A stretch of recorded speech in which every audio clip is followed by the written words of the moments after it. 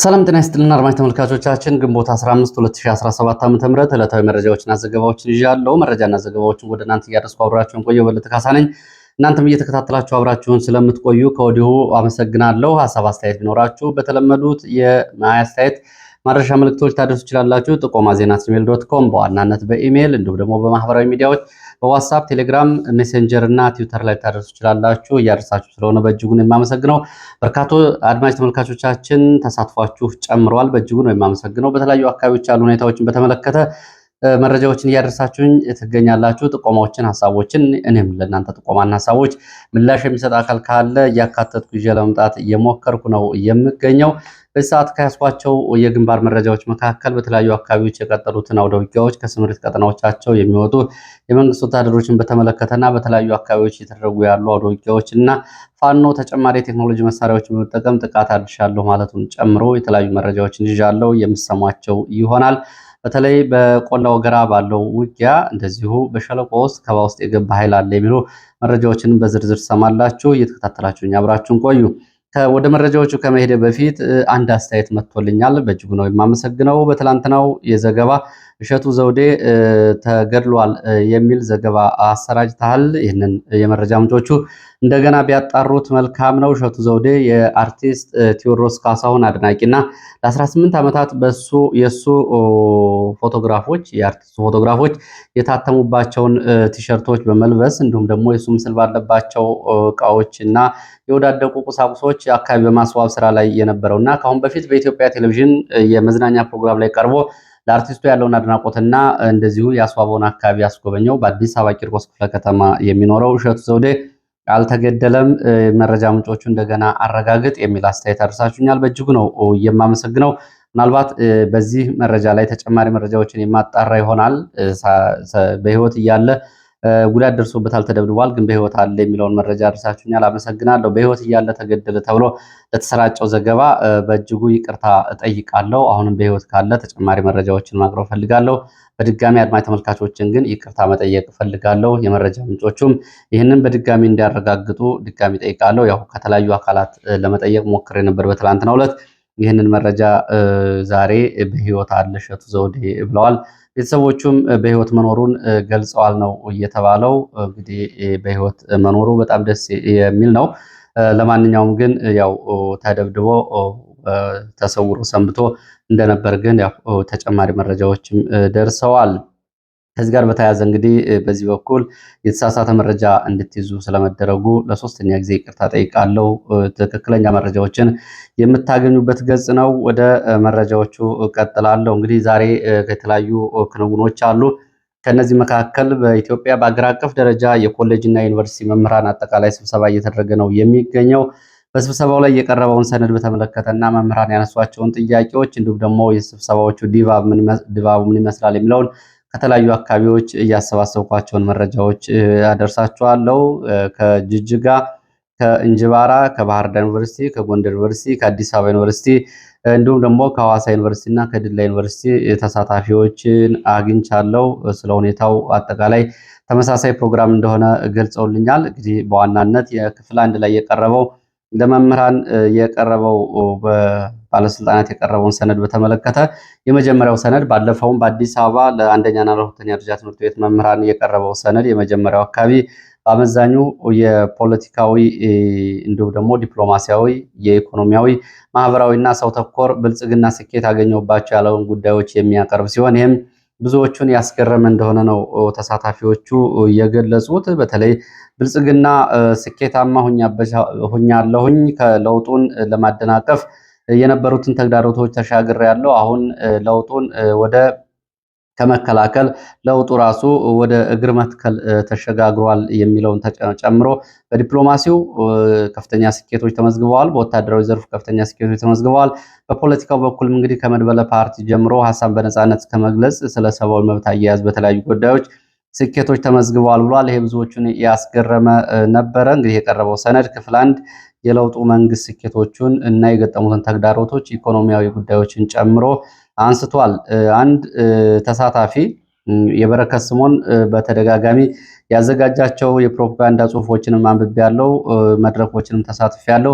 በዚህ ልክ ግን እውነት ተገልብጦ በሰነድ እንደዚህ ሲቀርብ ግን አላየውም። መሬት ላይ ያለው እውነታ ሌላ ነው። ብልጽግና በሰነድ ያቀረበልን ደግሞ ሌላ ዓለም ነው የሚሉት። ህዝብታችን በዚህ ልክ ነው።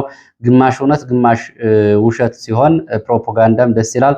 በዚህ ልክ ግን ኢትዮጵያ ቀውስ ውስጥ ያለችን ሀገር በብልጽግና ስኬት ውስጥ ብሎ ያቀረበው ለሁሉም ትዝብት ውስጥ የሚጥል ነው ብሏል። አሰልቺ የነበረው ጉዳይ እንግዲህ በቱሪዝም ዘርፍ፣ በኮሪደር ልማት፣ በኢንቨስትመንት፣ በማክሮ ኢኮኖሚ ማሻሻያ ያገኘነው ስኬት ነው የሚለው ነው። ይህ እንግዲህ መሬት ላይ ካለው ጋር በፍጹም የማይገናኝ ሪፖርት ነው የቀረበልን።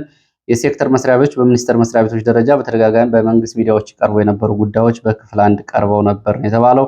ከትምህርትና ከጤና ጉዳይ ጋር በተያያዘ እንግዲህ በሰው ኃይል፣ በመሳሪያ እንዲሁም ደግሞ በትምህርት ጥራት በብልጽግና ዘመን ከፍተኛ ስኬት መገኘቱም እንደዚሁ አብሮ ተነስቷል ነው የተባለው።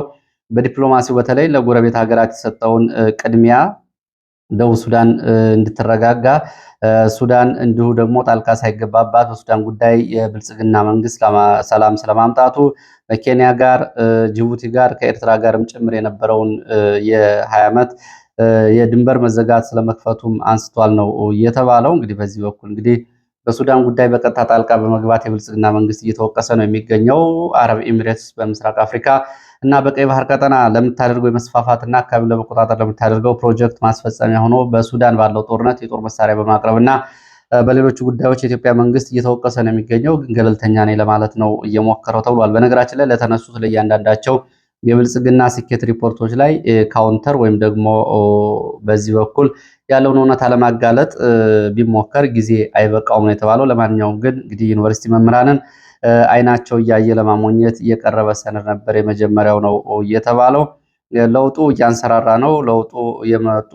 ለውጡን እዚህ ያደረሱት የለውጡ መሪዎች ስኬታማ ናቸው ብለዋል። አገር ለመፍረስ ሲቪል ዋር ወይም ደግሞ የእርስ በርስ ጦርነት እንዳይነሳ የተደረገው ጥረት ስኬታማ ስለመሆኑ የፖለቲካ ምህዳሩ አካታች ሆኖ ፖለቲካ ፓርቲዎች ጭምር ተፎካካሪ ፓርቲዎች እንግዲህ አብረው የታቀፉበት መንግስት ስለመቋቋሙ ለምርምር በትምህርት ዘርፍ ለምርምር ለመምህራን ልማት በእጅጉ ከፍተኛ ትኩረት ተሰጥቷል። በዚህም ከፍተኛ ውጤት መጥቷል ነው የተባለው።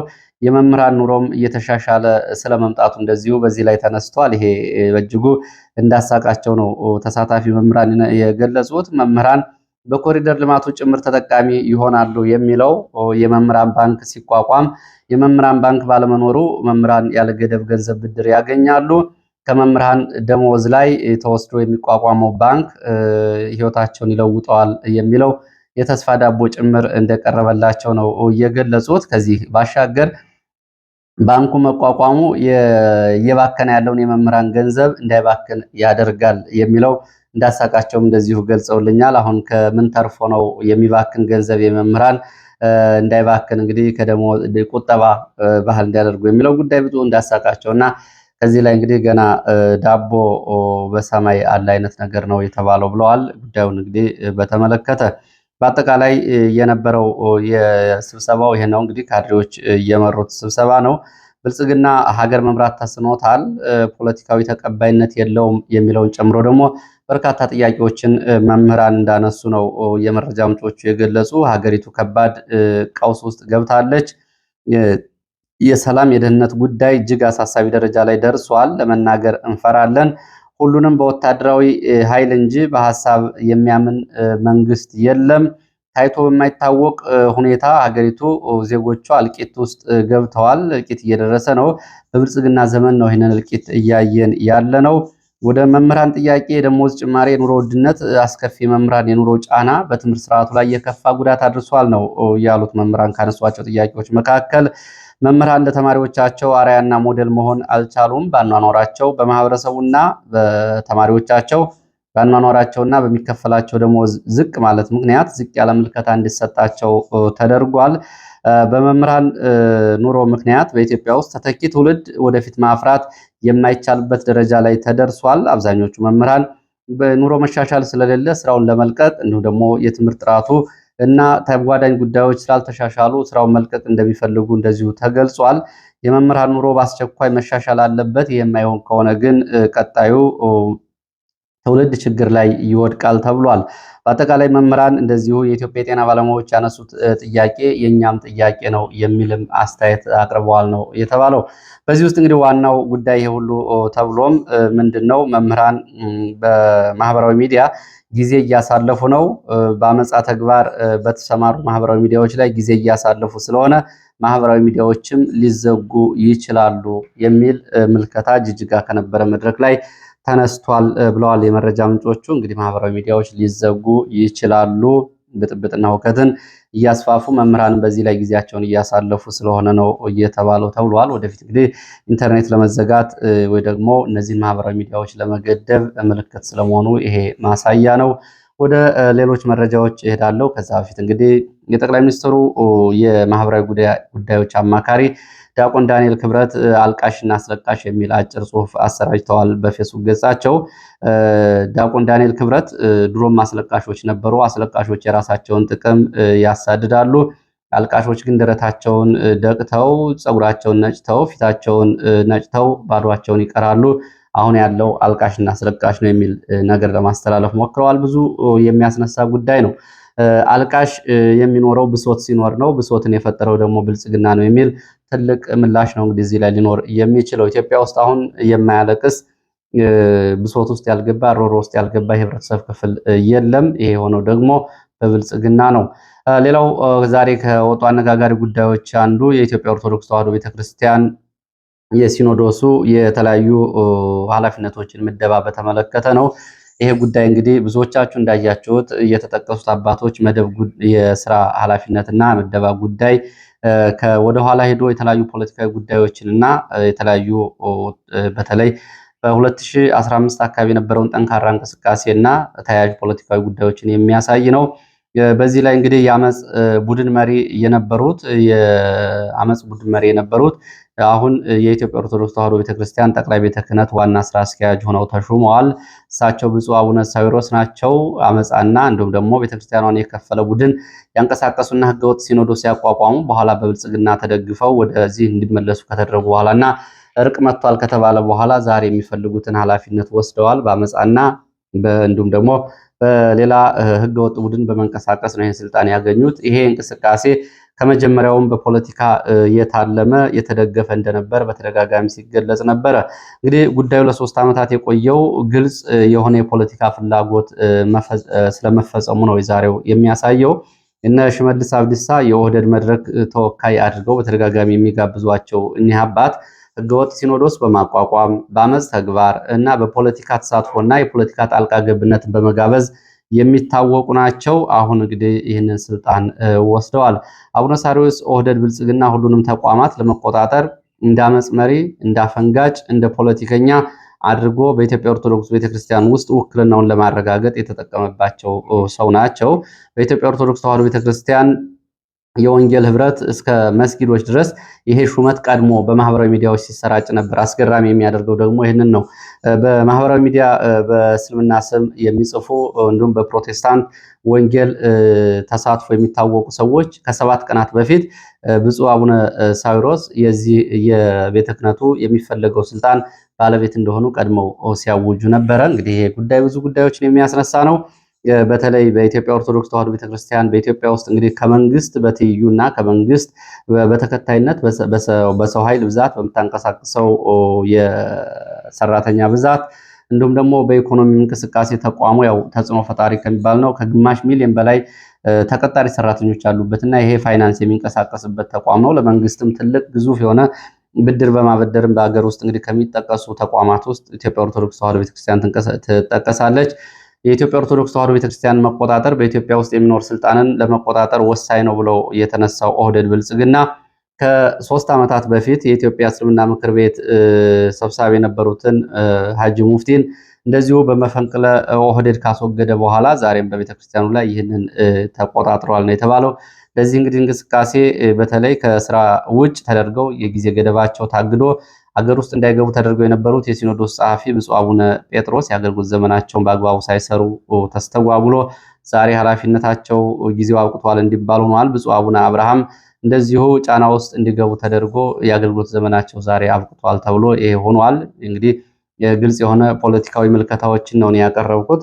የቤተክርስቲያኗን ዶግማና ቀኖና የጠበቁትን ጉዳዮች በተመለከተ ምናልባት ለቤተክርስቲያኗ ሰዎች የሚታይ ነው። ይሄ ግን አብይ አህመድ እንዲሁም ደግሞ ዳንኤል ክብረት አማካይነት ቤተክርስቲያኗን ለፖለቲካዊ ጉዳይ ለመጠቀም ያደረጉት ስኬታማ መፈንቅለ ሲኖዶስ ተብሎ ሊወሰድ ይችላል።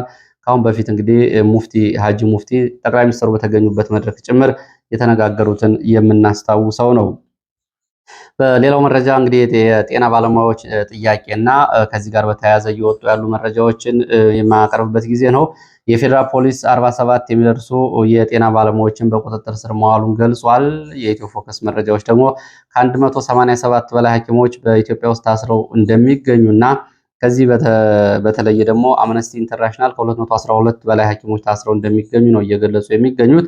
ለማንኛውም ፌዴራል ፖሊስ እነዚህን የጤና ባለሙያዎች ያስኳቸው ህገወጥ የስራ ማቆም አድማ በማድረግ ሌሎችን ለአድማ በማነሳሳት የታካሚዎችን ህይወት ለአደጋ እንዲጋለጥ በማድረግ ሁከት ብጥብጥ በመፍጠር ጠርጥሬ ነው ያስኳቸው ሲል የመብት ጥያቄዎቻቸውን ያቀረቡ ሐኪሞችን በዚህ ወንጅሏል። በዚህ ባሻገር ነጭ ጋውን ጭምር በማልበስ ከውጭ የገቡ አካላትን በሕክምና ተቋማት ውስጥ በማስገባት ሁከት በመፍጠር ሁከትና ብጥብጥ እንዲሁም ደግሞ ሕክምና አገልግሎት እንዲስተጓጎል በማድረግ ጭምር እነዚህን ጠረጥራቸዋለሁ የሚል መግለጫ ነው የሰጠው። ቀጣይም ህጋዊ እርምጃዎችን ወስዳለሁ፣ የጤና ባለሙያዎችም የሀገራችን ትርምስ ውስጥ እንድትገባ ከሚፈልጉ ግለሰቦች ጋር እየሰሩ ያሉ ኃይሎችን ነው በቁጥጥር ስር ያዋልኩት በሚል የሐኪሞቹን የመብትና የደሞዝ የዳቦ ጥያቄያቸውን በሁከት ሽብር ለመክሰስ ሞክረዋል። ጉዳዩ የሚያስኬድ አይደለም። ከዚህ ጋር በተያያዘ እንግዲህ የጤና ባለሙያዎቹም ለዚህ ምላሽ እየሰጡ ነው የሚገኙት። ቅዱስ ጳውሎስ ሆስፒታል ከ1000 በላይ የልምምድ ላይ ያሉ ሐኪሞችን አሰናብቻለሁ ብሏል። የጤና ባለሙያዎቹ እንግዲህ ቅዱስ ጳውሎስ ሜዲካል ኮሌጅ ይህን የወሰነውን ውሳኔ በተመለከተ የሕክምና ተማሪዎቹ ውጤቱን ወይም ደግሞ የሚያመጣውን ቀውስ ያላገናዘበ ግልብ የሆነ ውሳኔ ነው፣ ተቀባይነት የለውም ብለዋል። ለህሙማን እና በህሙማን ላይ ለሚደርሰው ጉዳት ደንታ ቢስነት የታየበት ውሳኔ ነው። ይህንን ውሳኔ ኮሌጁ መልሶ እንዳጤነው እንጠይቃለን። እኛ ግን ለመጪው የኢትዮጵያ የጤና ዘርፍ ሲባል በአንድነት እንቆማለን፣ ለፍትህ እንቆማለን፣ በአንድነት እንቆማለን ሲሉ በአሰራጩ ጽሁፍ እንግዲህ 1000 ተማሪዎች ውሳኔ የተወሰነባቸው ይህንን ብለዋል። በነገራችን ላይ 1000 የህክምና ዶክተሮችን ያው ለመመረቅ ጊዜያቸው የቀረበና አሁን ህክምና ላይ የሚገኙ ስራ እየሰሩ የሚገኙ ሐኪሞችን ማባረር እንደ ኢትዮጵያ ላለ ሀገር በቀላሉ የሚታይ ጉዳይ አይደለም። ግን ያው ይሄም የሚገፋበት ጉዳይ ስላልሆነና መንግስት በደመነፍስ የሚወስነው ውሳኔ አብይ አህመድ ባስተላለፈው የሚወሰን ነው። ሐኪሞቹ አንድነታቸውን እስካጠናከሩ ድረስ እነዚህም ወደ ስራ ይመለሳሉ። መብትና ጥቅሞቻቸውን መከበራቸው አይቀርም። ይህንን በተመለከተ የብልጽግና የደመነፍስ ውሳኔ የትም የማያደርስ ነው። እንግዲህ 1000 ዶክተሮች ከአንድ ተቋም ስራ ሲታገዱ በኢትዮጵያ ውስጥ ምን ማለት እንደሆነ ግልጽ ነው ለሁሉም ሰው። አንድ ሐኪም በሚሊዮንና በመቶ ሺዎች ለሚቆጠሩ ሰዎች በማይደርስበት ሀገር ነው ይሄ እየሆነ ያለው።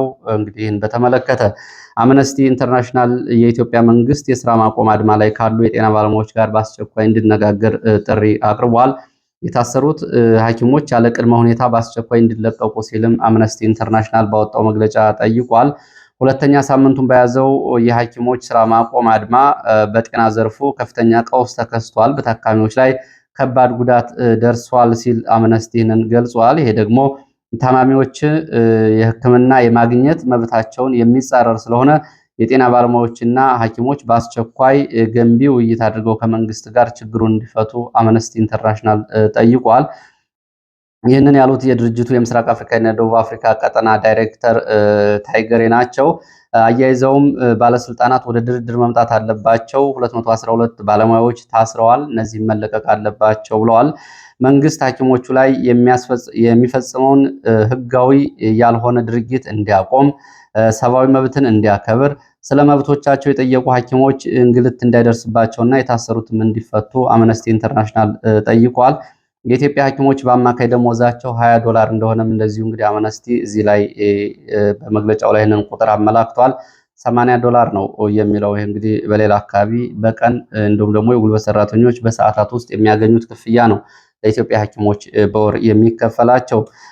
እንዲሁም ደግሞ በኢትዮጵያ ውስጥ ያለው የጤና ሁኔታንም በተመለከተ የአቡጃውን ስምምነት የጣሰ ነው። ከአጠቃላይ የሀገሪቱ ገቢ ላይ የጤናው ዘርፍ መሸፈን ያለበት የጤና አገልግሎት እንደዚሁ የአቡጃውን ስምምነት በጣሰ መልኩ ከ2.8% በላይ አይደለም። በአቡጃው ስምምነት መሰረት ሀገራት ካላቸው አጠቃላይ ገቢ 15 በመቶ ቢያንስ ለጤናው ዘርፍ መዋል ነበረባቸው። በኢትዮጵያ ውስጥ ግን ይሄ ከ2.8% በታች ነው ብሏል አምነስቲ።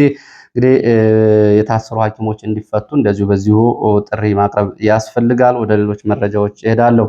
ወደ ሌሎች መረጃዎች ሲሄድ ወደ ግንባር መረጃዎችን የማስከትለው በባህር ዳር ዙሪያ በርካታ ቁጥር ያላቸው የአድማ ብተናና የሚሊሻ አባላት ከስምሪት ቀጠናዎቻቸው በመውጣት ፋኖን ተቀላቅለዋል ተብሏል። በአንድ ቀን ብቻ 16 የአድማ ብተና አባላትና 7 የሚሊሻ አባላት ናቸው ፋኖን እየተቀላቀሉት ከራሳቸው ስምሪት ቀጠና በመውጣት እስከ ትጥቃቸው ፋኖን መቀላቀላቸው ነው መረጃዎቹ የሚያሳዩት።